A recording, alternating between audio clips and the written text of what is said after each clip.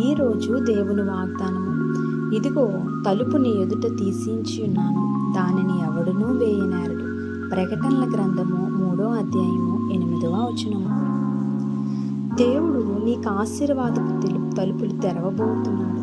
నువ్వు అనుకోవచ్చు, నా జీవితంలోని ఇంకా ఆశీర్వాదాలు రాలేదే, వీళ్ళ వల్ల రాలేదు, వాళ్ళ వల్ల రాలేదని నువ్వు ఇంకా ఏమైనా లోపాలు ఉన్నాయేమో అని టెన్షన్ పడవచ్చు. కానీ దేవుడు నీ కొరకు అన్నీ కూడా ముందుగానే ఏర్పాటు చేసి ఉంచున్నాడు. దేవుడే నీ జీవితంలో ఆశీర్వాదాలు ఇస్తే ఆశీర్వాదాలు నీ నుండి ఏ మనుషుడు కూడా దొంగలించలేడు.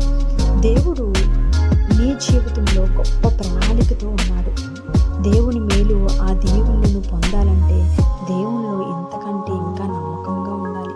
ఆయన సన్నిధిలో నీవు ఇంకా ఎదగాలి. నీకై ఆశీర్వాదాలు సిద్ధంగా ఉన్నాయి.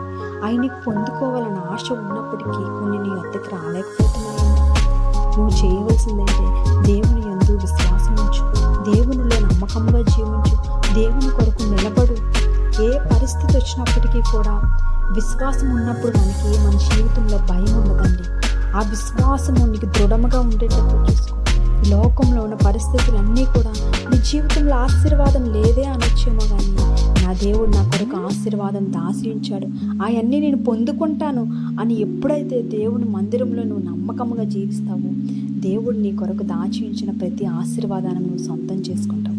ఈ వాక్యము దేవుడు దీవించి ఆశీర్వదించును గాక. ఆమేన్.